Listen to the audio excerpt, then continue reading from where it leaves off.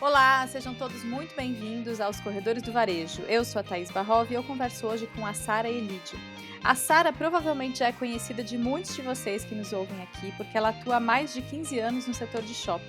Ela fez carreira na BR Malls e hoje é consultora para estratégia e posicionamento de shopping. Ela acabou de voltar da NRF Ásia, a primeira NRF na Ásia, e ela está aqui hoje para contar para a gente o que ela viu de mais interessante durante esse evento. Sara, seja muito bem-vinda. Thaís, muito obrigada pelo convite, primeiramente, né? É um prazer estar aqui conversando com você, batendo esse papo sobre essa edição que foi tão emblemática, né? Que é a primeira vez que a NRF acontece fora de Nova York. Então, foi uma coisa, além de muito diferente, emblemática como um todo mesmo. Há quanto tempo que você acompanha a NRF, Sara? Olha, eu acompanho, não só indo lá, né, mas acompanho desde que eu acho que meu segundo ano de shopping, então eu entrei em 2011 na BR Malls, então acho que em 2012 eu já fiquei sabendo sobre a NRF, e desde lá eu venho me tornando fã de carteirinha desse evento, e venho acompanhando bastante. Fui uma vez pré-pandemia, e aí depois, quando eu saí da BR Malls, que eu comecei a ir mesmo mais ativamente, poder trazer o conteúdo dela para todo mundo e não só para o shopping que eu estava. Mas eu acompanho ela, bem dizer, desde que eu entrei em shopping, né, de forma online, de forma remota. E por que eles foram para a Ásia nesse ano? O que esse evento está fazendo lá, né? Um evento que é tradicionalmente norte-americano, acontece todo começo de ano em Nova York. O que aconteceu esse É. ano? Então, na verdade, eles divulgaram a NRF Ásia o ano passado, na edição de 2023, e foi assim um grande choque para todo mundo mesmo, porque a NRF é mais de 100 anos, né, 107 anos, e ela nunca tinha acontecido fora da cidade de Nova York, é a primeira vez na Ásia. Então ficou muito esse questionamento, uau, mas por quê? A gente sente que teve uma grande pressão da Ásia para levar um evento como esse para lá.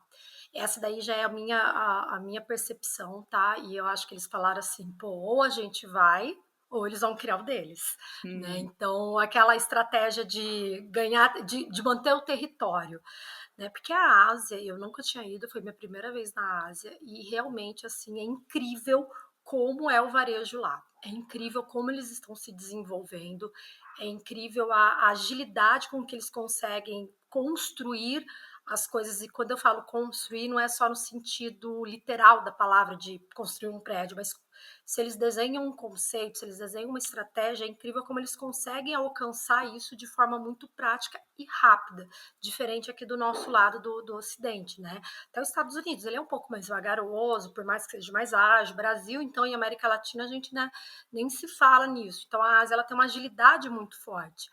Então, eu acredito que quando houve essa pressão de um evento de varejo, focado para o varejo lá, a NRF parou e pensou, tá, se a gente não for, eles vão sozinhos.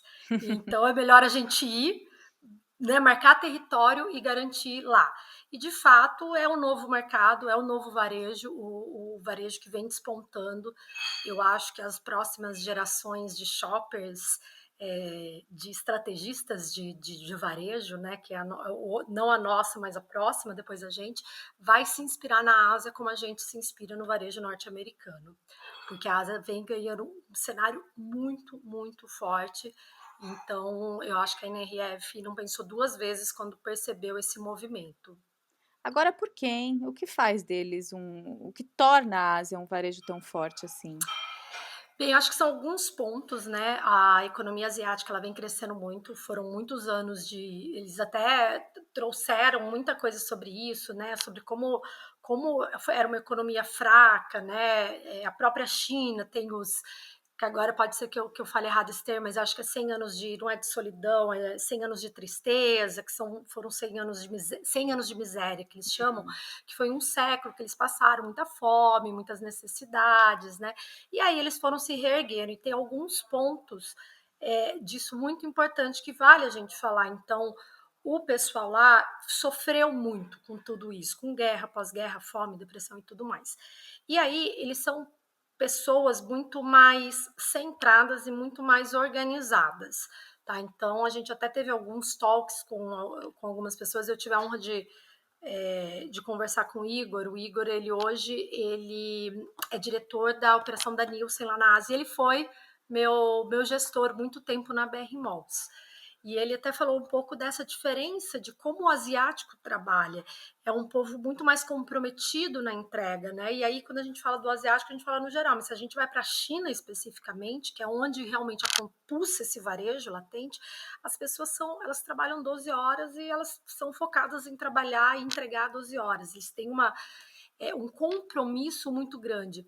Tanto que, diferente da NRF Nova York, que foi um tema muito debatido esse ano, a dificuldade da mão de obra para o varejo, a dificuldade dessa nova geração em querer trabalhar, né, em querer aceitar os desafios de uma forma escalonável, né? Então, começo pequeno e vou subindo as escadas, eles já querem chegar no alto. Então, são desafios que a gente vem passando como um todo aqui no Brasil e nos Estados Unidos como um todo, na Europa também. A Ásia não se falou disso. Isso que eu achei muito engraçado. Então, enquanto esse ano a NRF e o ano passado abordou muito a falta da mão de obra, na Ásia foi falado outras coisas, mas menos mão de obra. Porque lá as pessoas elas têm eu não vou falar, não é uma responsabilidade, mas é uma doutrina quase, sabe? São mais doutrinados eu vou aceitar, vou entregar. Então, eu acho que quando eles desenharam uma estratégia, por exemplo, Singapura, né? Singapura não era nada há 70 anos atrás. Era um pedaço na Malásia que ninguém queria.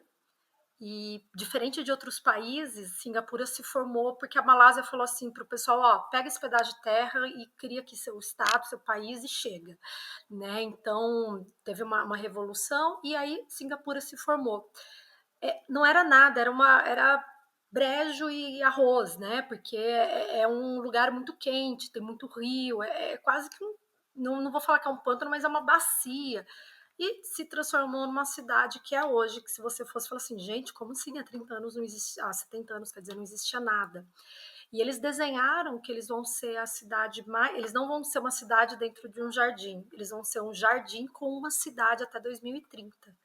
E é incrível, ao andar na rua, você vê isso acontecendo, os prédios construindo.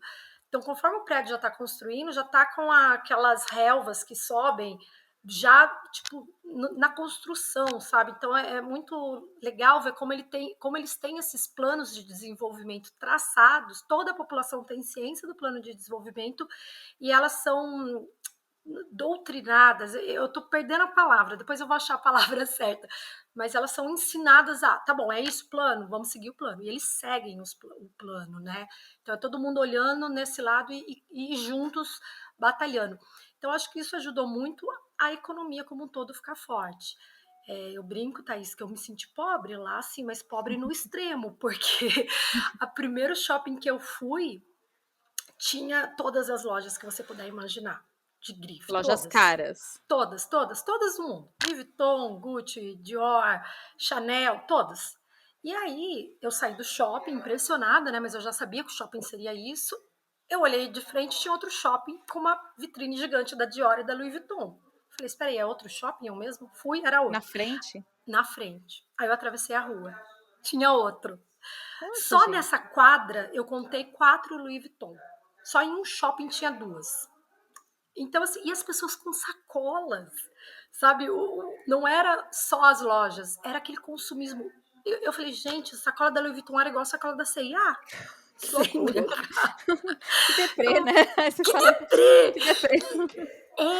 E Que foi tá assim, fora da nossa realidade. tá fora da nossa realidade. E é um sentimento geral, e eu conversando, daí também aproveitando, né, lá acaba que eu vejo mais as pessoas nesses eventos do que aqui no Brasil. O Fábio Neto também, que trabalha na Starts, foi meu gestor por muito tempo, a gente sempre viaja juntos, e eu encontrei com ele 2 dias depois dessa visita, ele também tinha feito, eu falei, Fábio, eu me senti pobre. Ele falou, nossa, eu também, Sara, que eu nunca vi tanta bolsa, tanta coisa de marca, e assim, e todo mundo com esse mesmo sentimento, essa brincadeira, né?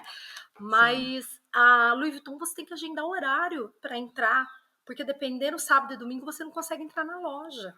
Gente, que loucura. Então, Mas assim, peraí. Deixa eu Tá, pegar carona é nessas coisas que muita você tá coisa. falando, porque é muita coisa, que minha cabeça tá explodindo, um monte de pergunta Tá, que não tinha no roteiro. manda bala. Primeira coisa que me chamou a atenção, essa história de ter um shopping na frente do outro, porque é uma coisa inimaginável no Brasil, né?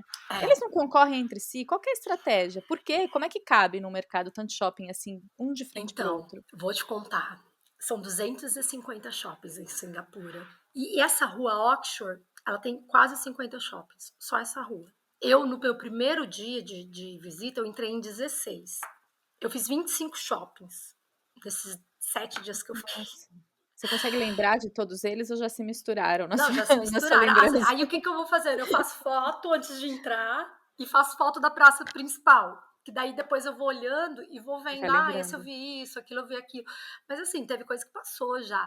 Porque esse mesmo que eu falei, o primeiro que eu entrei, que é o Ion, que é o mais icônico dessa rua, ele ele é de um lado da rua, tem a avenida, né? Tipo a Avenida Paulista, Paulista. isso, É. que tem 2 vias. Só que você não atravessa de um lado para o outro da rua. Para atravessar, você tem que atravessar por baixo. Então, para mim, esse foi o primeiro grande Ah, choque. Eu andando no shopping, o shopping tem 7 andares. Eu fiz até um vídeo sobre isso. O shopping com 7 andares, eu fui descendo, descendo, de repente, tô lá no shopping mega premium e de repente tem uma Rua das Joias, né? E era isso mesmo, Jewelry Street, embaixo do shopping. Falei, gente, que breguice nomear corredor de shopping, né? Eu falei, gente, isso aí já é coisa da década de, sei lá, de 80 que faziam isso, né? E aí eu fui nesse corredor, era realmente um pé direito mais baixo, umas lojinhas feias, cheio de balão. Falei, gente, mas como assim? Eu tô num shopping que tinha, sei lá, Louis Vuitton, Cartier, Hermès, e agora no mesmo shopping essa rosinha feia. E aí cheguei, olhei uma escada rolante, subi. Eu vi que a hora que eu subi, né, a gente que vive em shopping já começa a perceber, mas mesmo assim demorou. Mudou o piso e a iluminação. Falei, onde que eu tô?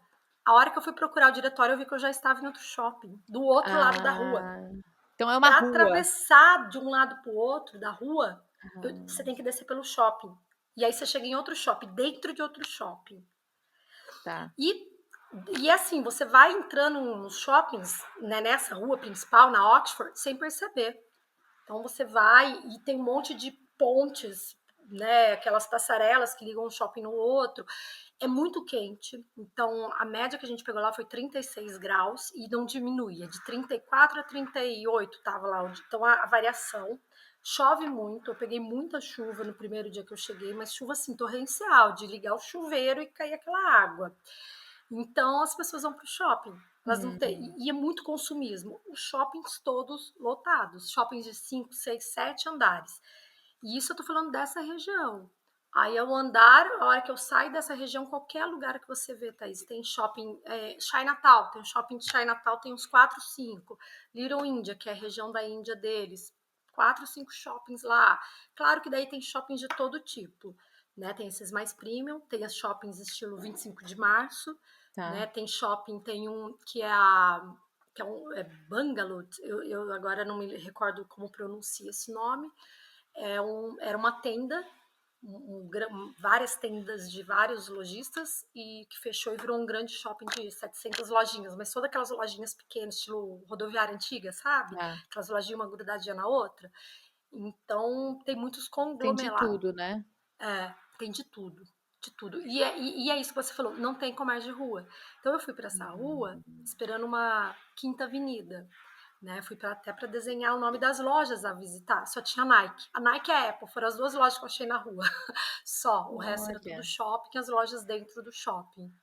Então, quer dizer, você está respondendo a minha primeira pergunta. Por que que a NRF foi para a Ásia? Porque é um varejo muito singular, né? Muito Muito, forte, muito uma forte. cultura muito forte de consumo e Muito. uma relação com o consumo e com o shopping que, pelo que você está contando aqui, não existe em outro lugar do mundo, Não existe? existe. Não existe. Sacolas, né? Então, eu vi muito, por isso que eu acho que a Ásia ela vai inspirar essa nova geração, como a gente se inspirou no varejo americano, porque eu vi lá o que eu vi quando eu era criança, que eu fui para fora a primeira vez, sabe? Aquelas coisas de outlet, quando o dólar ainda era 1 para 1, né? Uhum, R$ 1 para uhum, 1 dólar, bons tempos, né? Que não sim. voltam mais. Não, não vão voltar pelo jeito. Não, acho que nunca mais. Mas eu vi muito isso lá. E realmente, assim, o shopping não só como uma necessidade, mas como um momento de prazer, né? Como aquele momento. A indulgência do asiático é o shopping. Isso para mim ficou claro. loucura. Isso de alguma forma se relaciona com o que a gente fala de cultura de shopping aqui, porque a gente fala muito nos podcasts aqui da Front do shopping ter uma vocação para entretenimento, para lazer, para estar inserido no dia a Uhum, dia das pessoas, não só como centro de compra. Você está sim. descrevendo o shopping lá como centro de compra, mas também como um subterfúgio ali, como um É o apoio para o dia a lazer. dia, né? Isso, e isso é muito interessante que você falou. O shopping lá é o lazer dele, é que o lazer dele é comprar também. Mas os shoppings diferente dos Estados Unidos, com cinema, né? Então a maioria dos shoppings tinha um cinema, dos shoppings sem ser os turísticos, tá? O do singapuriano mesmo. Parquinhos, então eu visitei um shopping que era daí do outro lado de Singapura, não era nessa, que era o maior shopping deles, que é o shopping da onde eles consomem mesmo. E aí você vê as lojas mais locais, estilo do público. Então, um cinema gigante, boliche, play, plays gigantíssimos de brincar, né? Uhum. Espaço para a criança brincar, muita ativação. Diferente dos Estados Unidos, que os shoppings são mais frios, eu vi muito singularidade com o Brasil. Então, fiz vários vídeos, falei, gente, olha, ação de marketing, ação de mídia, feira do livro, até feira do livro no meio do shopping Olha, tinha, Então, e os restaurantes, por conta do calor, todos dentro do shopping. Mas assim, não é pouco restaurante. E é não é bom. restaurante mais ou menos. Cada restaurante, e quando eu fui buscar os melhores, acho que, olha, metade da lista dos melhores restaurantes em Singapura estão dentro do shopping, com exceção de uma região que é na beira de um lago, que fica vários restaurantes na beira do lago. Fora essa região, eu não vi restaurantes na rua. A maioria estava dentro de shopping mesmo. É uma cultura de shopping Muito forte, Agora, extremamente. você trabalhou em marketing de shopping durante muitos anos. Como que eles se diferenciam? Ou eles querem se diferenciar uns dos outros? Porque quando você estava falando da história da passarela para cruzar a rua, Aham. você vai dar em outro shopping, você nem percebe. A sensação que eu fiquei é que talvez eles não queiram se diferenciar. A ideia é fazer uma coisa meio padronizada, assim, que você não sabe direito em que shopping você tá. O importante é que você tá num shopping. É É, isso ou existe a vontade de se diferenciar? Porque aqui a nossa cultura de shopping é diferente, né? é. Cada um tem um perfil, tem um nicho, tem uma forma de comunicação. Existe a necessidade do marketing no shopping de mostrar, de marcar território e se diferenciar. Como que é isso lá? Então, eu percebi nos primeiros, e é muito engraçado, porque os primeiros são os mais premiums, que é onde eu vi essas 4 Louis Vuitton quase uma de frente com a outra, mas é tudo muito parecido. E a praça de eventos sem eventos, pouquíssima comunicação, tapume no mall, muito clean. E a minha primeira percepção foi essa. Falei, nossa, acho que nem tem marketing aqui. Né? Eu pensei exatamente isso. Que foi esse que eu passei embaixo, de repente estava em outro. Eu falei, gente, mas como assim? Só que com isso, dá para ver que é muito um perfil de shopping turístico. E até o seu público. Andando lá, você vê que tem muito turista. E tem muito turista mesmo da Ásia toda. Tem Singapura como a pérola, né? Singapura para eles é tipo, uau! Então, eles gostam de ir para Singapura para fazer compras, para vivenciar. Então, tem muito isso lá. Até o Igor mesmo falando que o ápice da pessoa promovida é ela falar assim: você vai para Singapura, atingiu o auge da carreira. Ah, Então tem muito turista em Singapura. E conforme eu fui descendo a rua, né, eu fui chegando nos shoppings mais regionais, mais locais, vamos chamar assim, né, os shoppings da cidade, das pessoas da cidade mesmo. E aí sim eu percebi uma diferenciação. Então daí já tem campanha de marketing, tem campanha de incentivo, ações de relacionamento. Então, eu fui num shopping que era mais infantil, que tinha evento para tudo quanto é canto, tinha aquele circuito infantil. Ai, aproveite as férias aqui com a gente. E aí, até tirei uhum. foto e falei, nossa, bem parecido com as estratégias que a gente faz. Esse outro shopping que eu comentei, que é mais longe dessa rua movimentada, estava, por exemplo, comemorando 70 anos do Pato Donald. Então, tinha Pato Donald espalhado no shopping todo. Provavelmente foi um cross que eles fizeram com a Disney. E esse shopping fica em frente à Universal. Eu falei, a Hum, Disney deve meio que abraçar o shopping, meio que para brigar com a Universal, né, com o parque, que é lá à frente. Então, eu percebi muito isso, dois perfis. O perfil turista, que daí eles precisam de marcas, e muito parecidas marcas, tá, Thaís? Como eu falei, sim, dava para fazer um checklist. Louis Vuitton, Cartier, Marcas internacionais, né, que todas, todo mundo todas. conhece mesmo.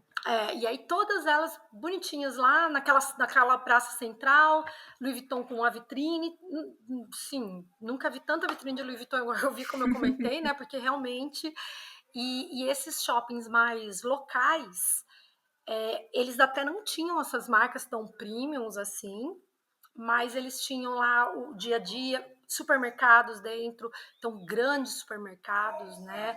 Todos os shoppings com grandes supermercados, com cinema, e aí sim perceberam uma ação de marketing mais estratégica para se diferenciar. Então, o shopping da família, esse que eu te falei que é o maior, até um mini golf no rooftop dele, era um Uau! mini golf para criança, E um outro tinha uma pista de corrida. Como lá é muito quente, eles abrem o shopping mais cedo para a pessoa correr pelo shopping quando o ar-condicionado fica ligado.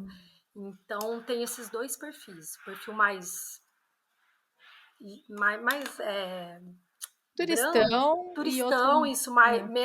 mais blasé, vamos chamar assim, sabe? Aquela Uhum. coisa mais blasé, tô aqui, mas tem tudo. E o outro mais as pessoas. E é muito notório, é muito legal ver a diferença, que você realmente consegue ver. Nem quem não é. Eu tava com duas pessoas que não eram de shopping, e eu levei elas para fazer o tour e elas perceberam, elas falaram, nossa, aqui parece que o povo que é daqui, né? Eu falei, é isso mesmo. Então dá para ver.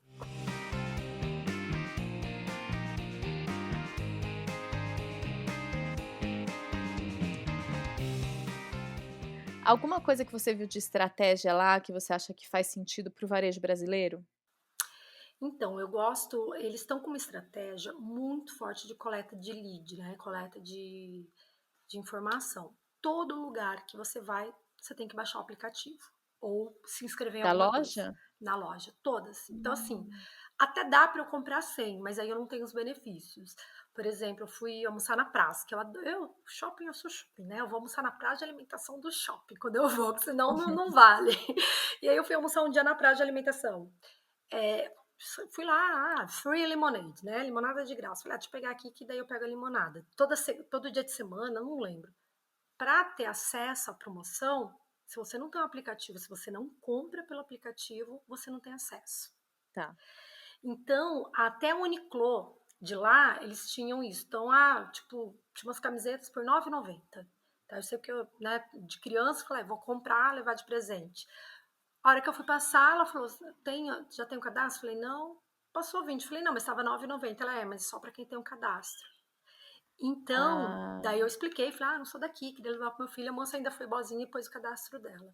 Mas é como se eu chegasse numa loja aqui do Brasil, da Marisa, C&A, e eu tivesse aquela banca de promoção e eu só pudesse comprar naquele valor se eu desse meus dados. Então, para tudo, eles têm a coleta de dados. E é incrível como isso é muito fluido.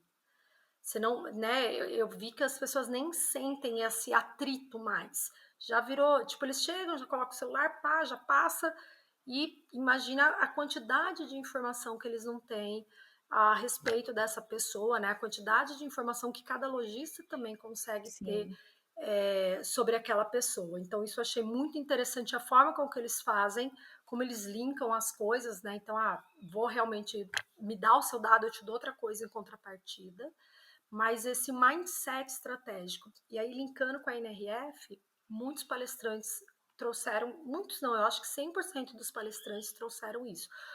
Como que a gente toma decisão? Colocando o consumidor no centro, entendendo o que ele quer, o que ele gosta. E como que a gente faz isso? Com dados. Né? Então, é uma cultura muito forte e ainda eu vejo aqui a gente no Brasil patinando nessa questão, Sim. tanto de coletar quanto de usar. Né? A Então, gente não aí sabe que eu nem queria usar. chegar, saber usar, porque coletar é uma coisa, saber usar é outra, e todas as conversas que a gente tem aqui, invariavelmente acabam caindo nisso, assim, da gente não saber usar ou da gente se perder com a quantidade de dados que está disponível.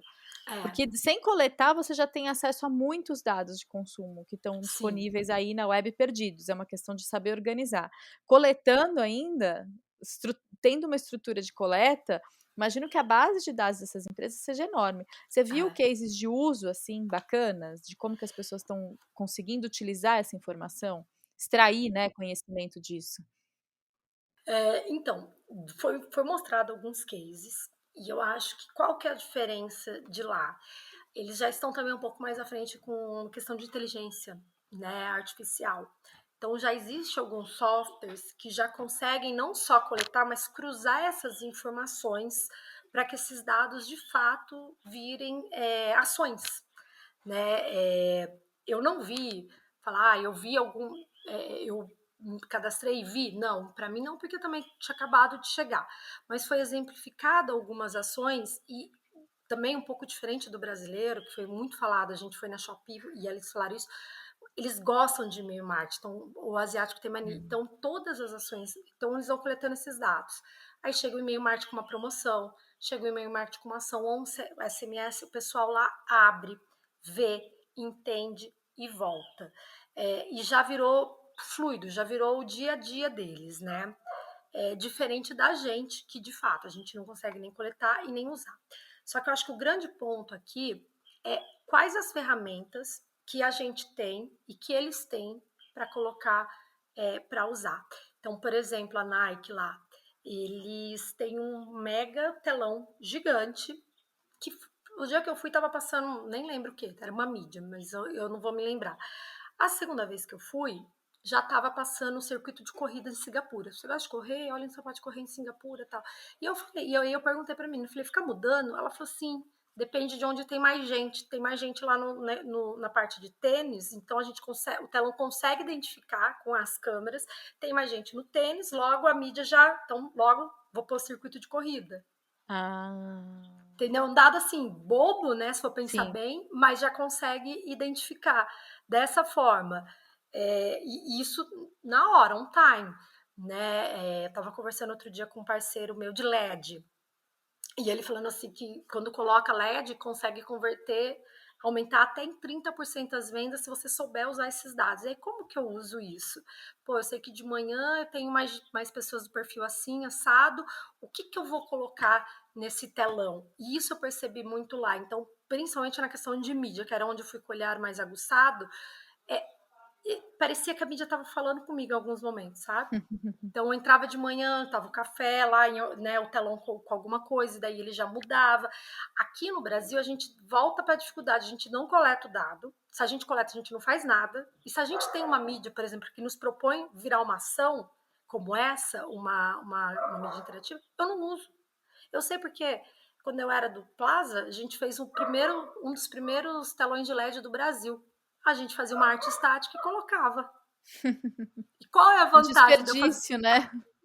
Eu falo, Desperdício da mídia. gente, eu olho para mim e falo, meu Deus. Porque, não era estático, a gente refazia handover em outras artes, mas tá aí a estratégia.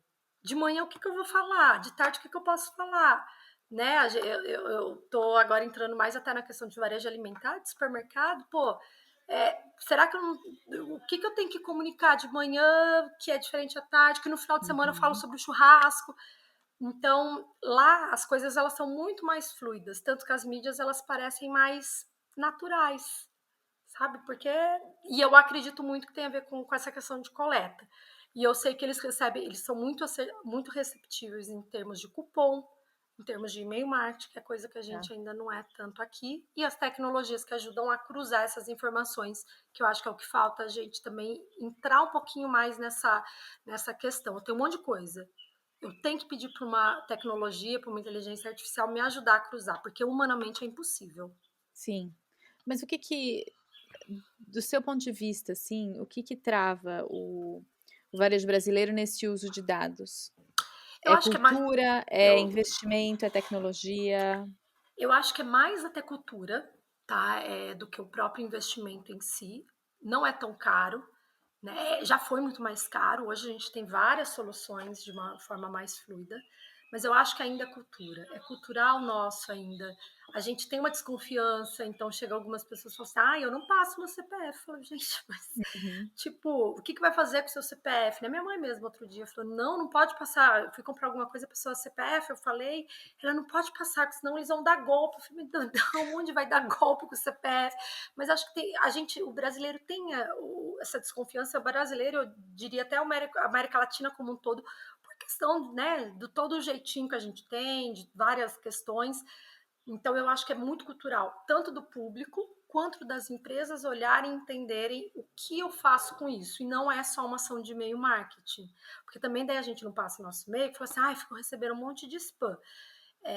Outro dia eu me cadastrei num site de uma pessoa, né, de marketing. Eu recebo 4 e-mails da pessoa todo santo dia. Eu falo, gente, como que se diz especialista em marketing mandando 4 e-mails de um monte de coisa aleatória? Tipo, né? Cadê a inteligência por trás? Tem que entender Cadê a quem é a estratégia, Sara, né? cadê a estratégia? O que, É. que a Sara gosta? E se eu mandar 4 e-mails, ela vai se descadastrar. Fato, me descadastrei. A, a própria, né, a gente é o grupo da Arezo, gente, eu não sei vocês, mas eu não me cadastro mais em site nenhum da Arezo, chutes, porque eles mandam 5, 6 e-mails se bobear por dia. Então também a gente tem a cultura nossa como consumidor de achar, de desconfiar de tudo, isso é um, a gente desconfia mesmo. Dois, da gente falar, mas eu recebo um monte de coisa à toa. E a gente recebe um monte de coisa à toa, porque daí vem um lado das empresas. Elas não sabem usar. Ou usa de qualquer jeito. E eu tô falando de empresas grandes. É só a gente se cadastrar em qualquer empresa grande, vai ver a quantidade de e-mail, que isso é a clareza de que não sabe usar. Porque se soubesse, ia mandar um e-mail extremamente assertivo e eu ia comprar. Você está falando uma coisa muito interessante, que o que eu mais ouço é essa história de não, e-mail marketing já morreu, ninguém aguenta ficar recebendo 10 e-mails por dia, e-mail marketing não funciona. O que que não funciona? É a ferramenta ou é a falta de estratégia de quem usa, né? O problema está na falta de, talvez esteja na falta de estratégia de quem usa e não da ferramenta. A gente está usando mal a ferramenta no Brasil e está matando uma ferramenta. E não adianta trocar e-mail marketing por, sei lá, post de Instagram, por qualquer outra ferramenta, se a gente continuar usando da mesma forma, sem estratégia, sem direcionamento, a gente só vai matar uma ferramenta atrás da outra e não vai conseguir atingir o público que a gente quer. E é isso que a gente faz, né? E eu falo por mim, né? Exatamente. Eu lembro quando eu estava no shopping, de novo, a gente ia, toda sexta mandava cinema. Ah, confira a programação do cinema. Pressupondo que todo mundo que cadastrou no shopping gosta de cinema. E não, né? Então, quando eu começava a mandar assiduamente, toda quinta-feira, que daí quando mudou a questão para quinta, começou a aumentar a quantidade de pessoas que se descadastravam. Uhum. Né? Então, é isso que a gente tem que parar e analisar, porque é só no Brasil, não vou falar só no Brasil, né? Não tenho certeza, mas eu sei que nos Estados Unidos e-mail marketing ainda funciona muito bem, e na Ásia como um todo eles usam cupom, funciona muito bem. A gente não tem cultura de cupom aqui no Brasil, até tentou pegar, mas não é igual aos Estados Unidos, essa cultura de cupom muito forte que eles têm, né? Mas é por conta disso, chega um monte de cupom de um monte de coisa, Você não dá logo atenção, né? não dá Morre. atenção.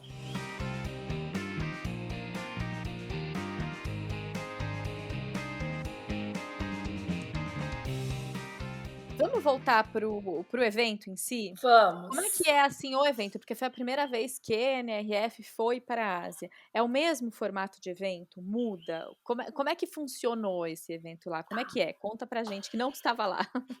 Ele foi muito parecido, foi uma edição pocket, né, mas muito, muito menor. Então, até as palestras, para mim foi ótimo, que tinha que escolher entre duas, né? Então, na Muito NRF, mais fácil. muito mais fácil. Na NRF, a gente fica com aquele fomo, né? Meu Deus, eu vou aqui, vou ali, o que que eu faço? Então, lá não, lá eram duas palestras, tinha horário que nem tinha palestra, para você ter uma ideia. Até às 10 horas era uma só, depois das 10 às 3 eram duas palestras e depois voltava uma só. Então, num formato muito menor, o que ficou mais fácil até para a gente. Foram mais ou menos 7 mil pessoas que passaram, né? Na NRF são 30 mil, então parece que esse ano foi 40 mil. Então foi, 10% do tamanho da NRF.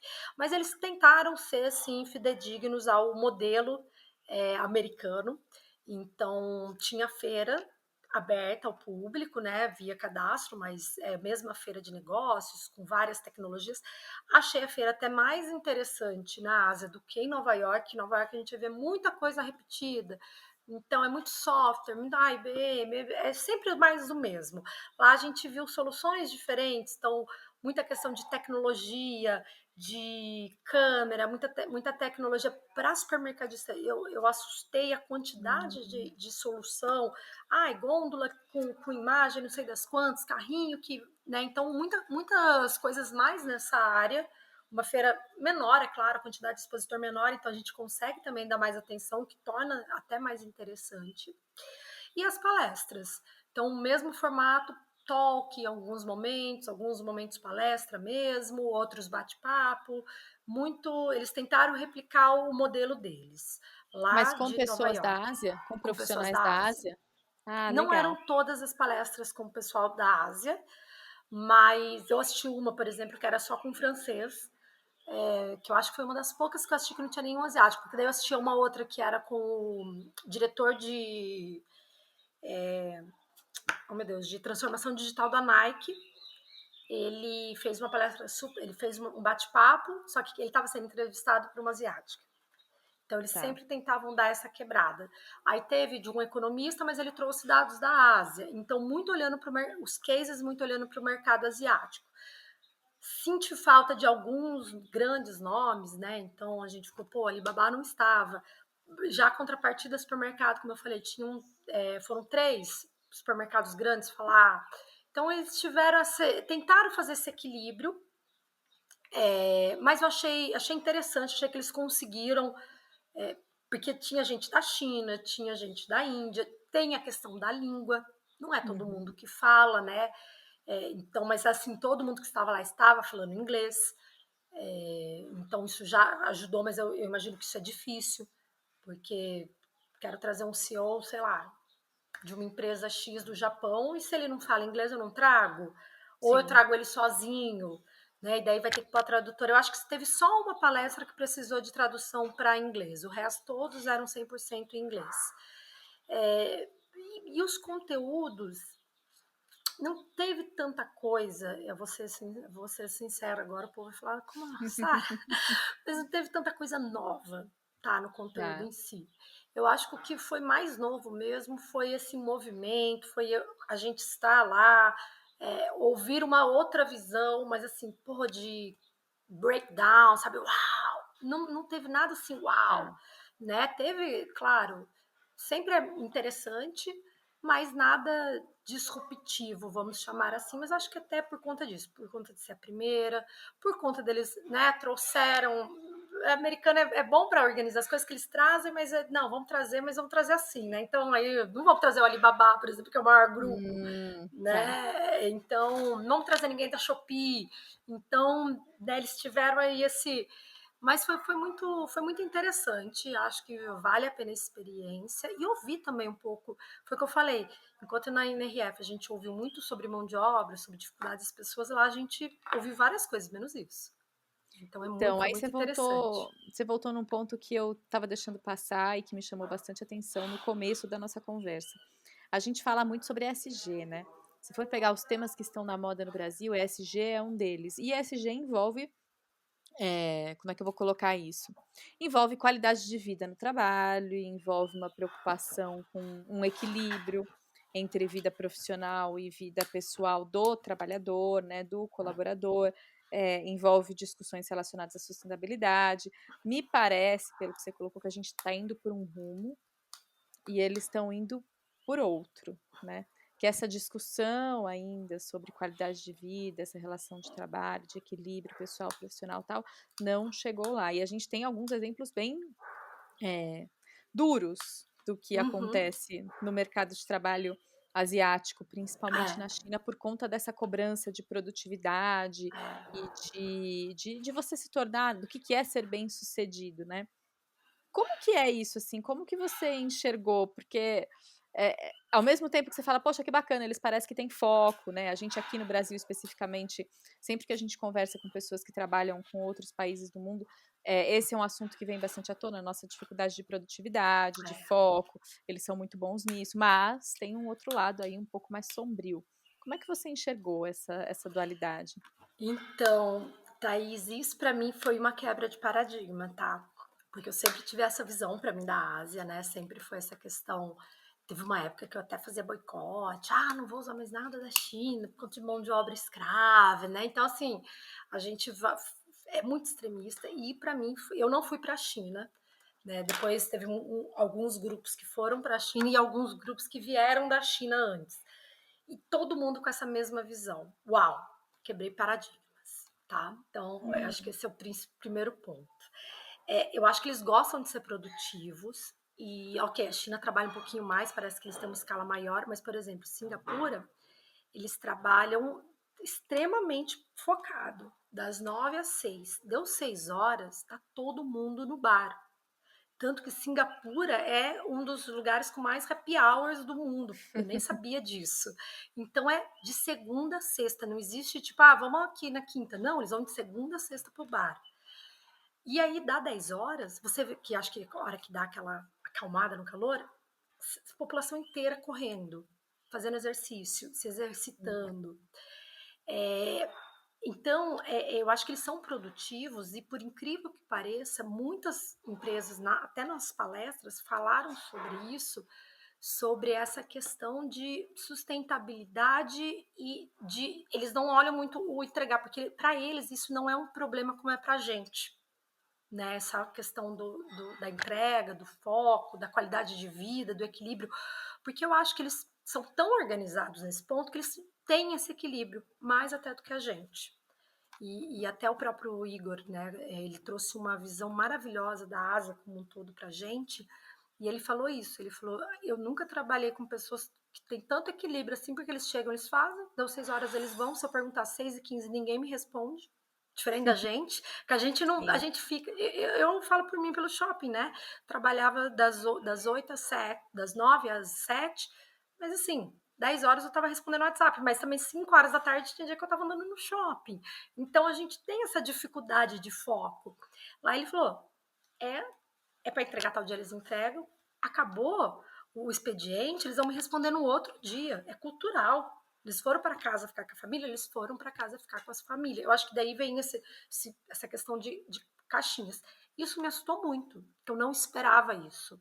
E as próprias empresas, o tanto de coisas que eles têm para os funcionários. Então, eu fui na Shopee. Shopee eu tinha um preconceito gigante, né? Para mim era assim, mão de obra escrava, era tudo, né?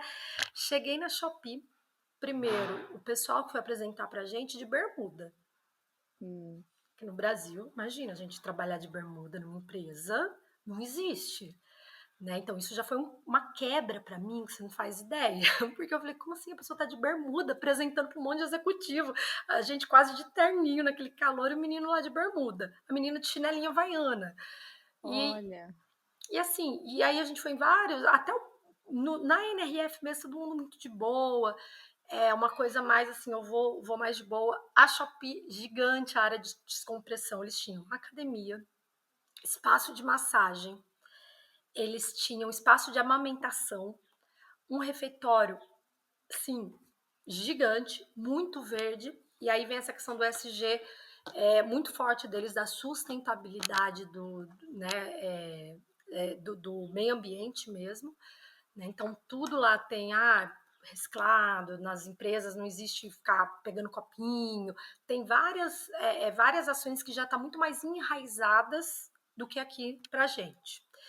E essa questão das pessoas, eu quebrei paradigmas e teve um grupo que foi, eu não fui, eu vou falar pelo que eu li, eles foram numa empresa na China, que a empresa era toda, a pessoa que postou as fotos estava parecendo uma Suíça.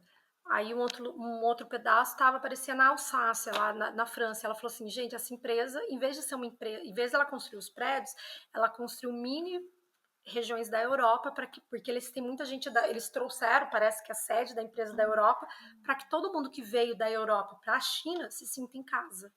Então eles construíram a empresa como se fosse uma mini Europa, tem uma biblioteca gigante para as pessoas se sentirem em casa. Aí eu falo, gente, será que eles não estão... Claro, deve ter os seus problemas, não estou falando que não. Tem mão de obra escrava, tem tudo isso que a gente sabe, porque senão a gente não saberia. Sim. Mas a gente tem uma mania, e eu falo por mim, de generalizar.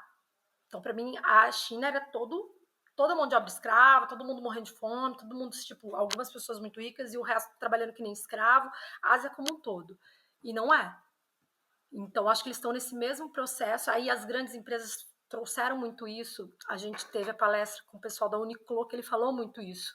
Hoje o foco deles está também na cadeia de produção. Não adianta eles serem sustentáveis, eles terem os valores deles, sendo que não tem. Uhum. E teve uma O palestra da produtor não tem, né?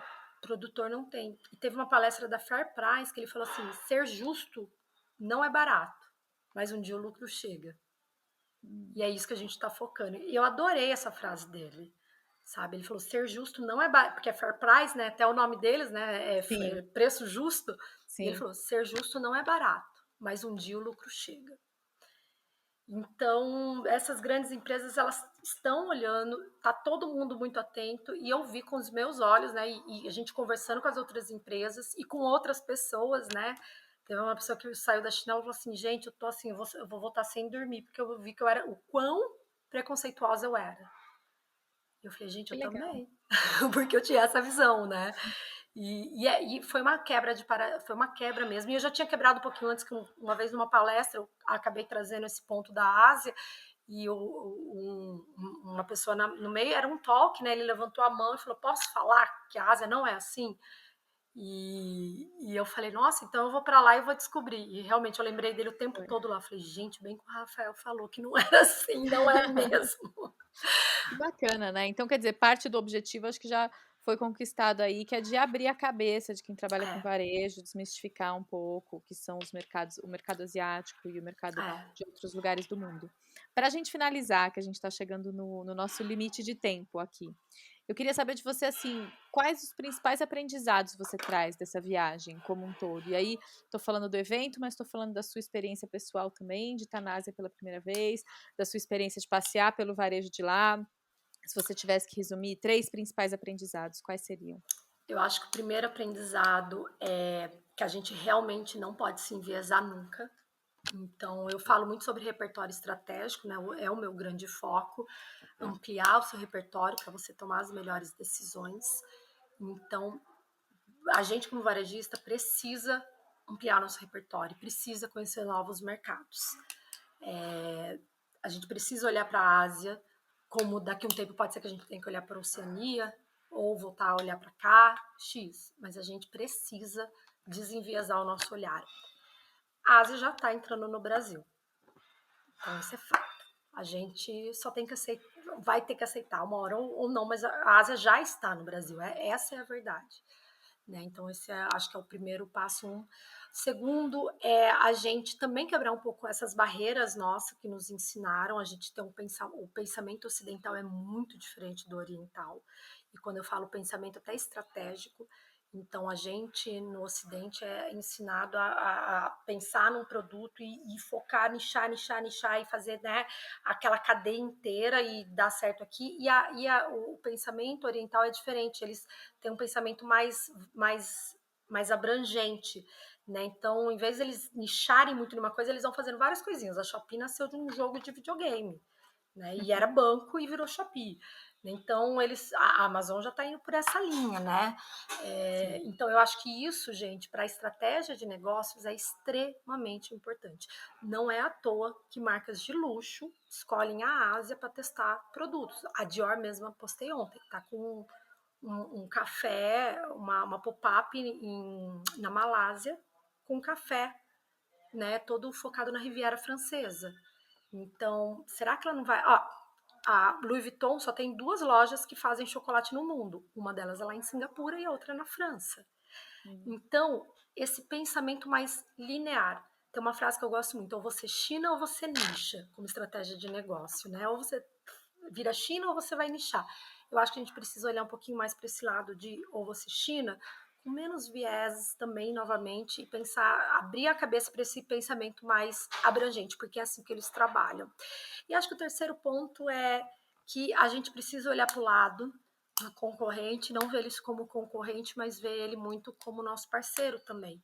Além dos shoppings serem grudados, como eu comentei, uma coisa que eu nem trouxe aqui, como eles clusterizam corredores. todos os shoppings, a parte infantil era na parte de cima, todas as lojas juntas compondo um cenário infantil, trazendo sabe, uma atmosfera.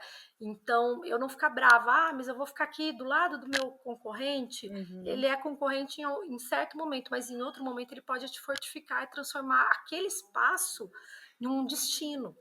Então, eu acho que o asiático soube fazer isso muito bem. Ele tem os espaços muito determinados, né? Então, essa rua, com todos os shoppings, vamos transformar aqui num destino de shopping. Eu quero ir para shopping, eu vou lá. Em vez de eu ficar andando, rodando, eu vou para cá, agora eu vou para lá. Então, isso para mim foi algo, assim, um aprendizado muito forte.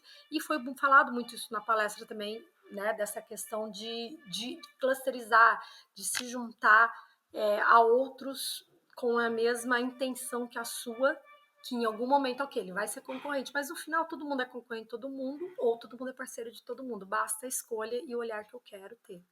Acho que foram esses 3 principais pontos. Então, quebrar preconceitos, ampliar pensar numa estratégia de negócio mais amplificada e menos profunda, e clusterização é muito importante, olhar para o lado e trazer do meu lado meu concorrente, que ele pode me ajudar. Maravilhoso, Sara. Adorei a conversa. Acho que foi muito rica, aprendi bastante. Fiquei morrendo de curiosidade de conhecer a Ásia e nem tinha isso na minha cabeça.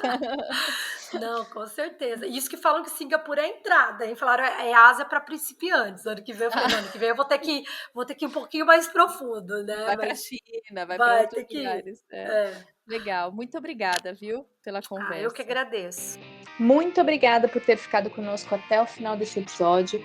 E você já sabe, para seguir acompanhando nossos conteúdos sobre varejo, siga o nosso canal no Spotify, nos Corredores do Varejo, ou siga o perfil da Front Pesquisa no YouTube. Até a próxima!